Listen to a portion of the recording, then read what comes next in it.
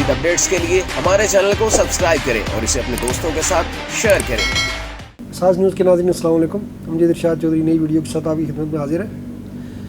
آج ہم جو ویڈیو آپ کو لے کر آئے ہیں وہ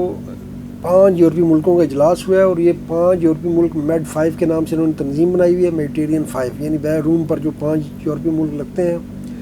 اور جہاں تارکین کی جو غیر قانونی تارکین ہے، خاص طور پر جو کشتیوں کے ذریعے آتے ہیں یا ویسے بارڈر کراس کر کے آتے ہیں، وہ انہی 5 ممالک میں پہلے عام طور پر داخل ہوتے ہیں۔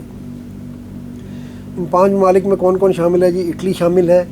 ان میں یونان شامل ہے، ان میں سائپرس شامل ہے، ان میں اسپین شامل ہے، اور ان میں مالٹا شامل ہے۔ تو اب ان 5 ملکوں کا اس وقت یہ یورپی یونین پر جو غیر قانونی تارکین کی آمد کا دباؤ ہے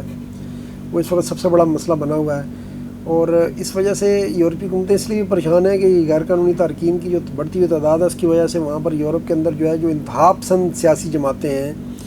انہیں جو ہے عوام میں مقبولیت مل رہی ہے۔ اب جیسے کہ جرمنی میں ہوا ہے 2 ریاستوں میں، بویریا میں اور 2 ہیسک میں، کہ وہاں پر جو ہے وہ جو وہاں پر انتہا پسند جماعت ہے AfD، جو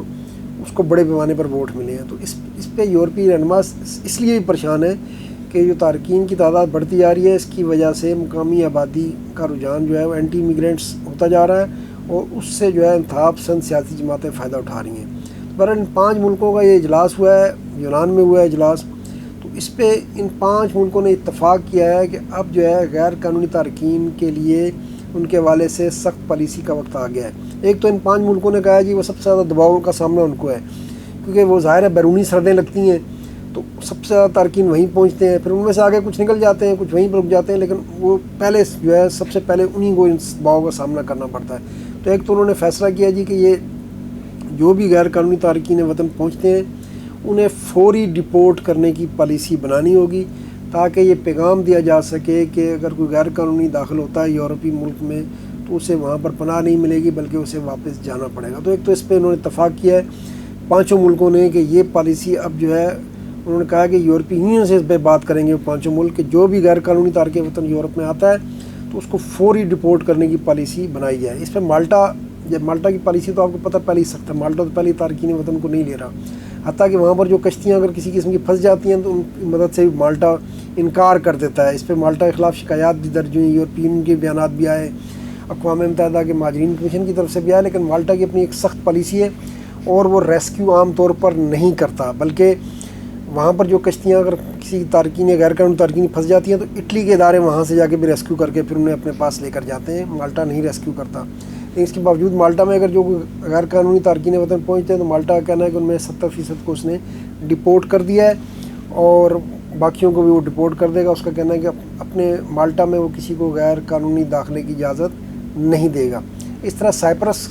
جو ہے، سائپرس ایک ایسا یورپی ملک ہے، یورپی یونین کا رکن ملک ہے جہاں آبادی کے تناسب سے سب سے زیادہ تارکین کی تعداد ہے۔ اس کی وجہ یہ ہے کہ وہ قریب ہے لبنان سے خاص طور پر، اور شام سے بڑی تعداد میں غیر قانونی تارکین کشتیوں کے ذریعے وہاں جاتے رہے، لیکن وہاں پر اب بہت سختی ہو گئی ہے، اور سائپرس اب بڑی تیزی سے لوگوں کو ڈپورٹ کر رہا ہے۔ تو سائپرس کے وزیر داخلہ نے بھی اجلاس میں بتایا کہ انہوں نے اس سال جتنے تارکین وطن آئے ہیں ان سے زیادہ کو ڈپورٹ کر دیے، یعنی اس سال والے تو ڈپورٹ کیے گئے ہیں، پچھلے سال جو لوگ آئے تھے ان میں سے بھی اکثریت کو ڈپورٹ کر دیا ہے۔ اس طرح اسپین کے وزیر داخلہ نے بھی اس پہ اظہار کیا، اطالوی وزیر داخلہ نے بھی یہی کہا کہ جی اب جو ہے اس پہ ڈپورٹیشن کی پالیسی اپنانی ہوگی، اور اس کے علاوہ ہمارے پاس کوئی اب چارہ نہیں ہے۔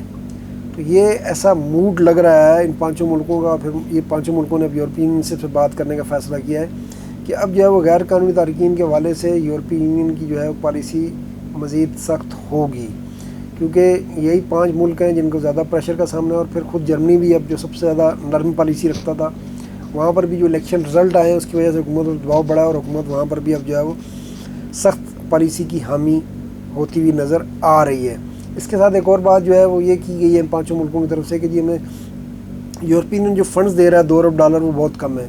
انہوں نے کہا جی یہ $2 ارب جو دیے جاتے ہیں یہ تو جو یوکرین کے جو جنگ سے متاثرہ مہاجرین ہیں ان کے اوپر ہی خرچ ہو جاتے ہیں، تو یہ باہر سے جو غیر قانونی تارکین آ رہے ہیں ان کے سنبھالنے پہ جو خرچہ آ رہا ہے وہ انہیں خود برداشت کرنا پڑ رہا ہے۔ اس کے ساتھ ہی اب وہاں پر جو یورپی یونین کے نائب صدر تھے وہ بھی موجود تھے، انہوں نے یہ البتہ کہا ہے کہ جی یورپی یونین اس معاملے پر بات کر رہی ہے،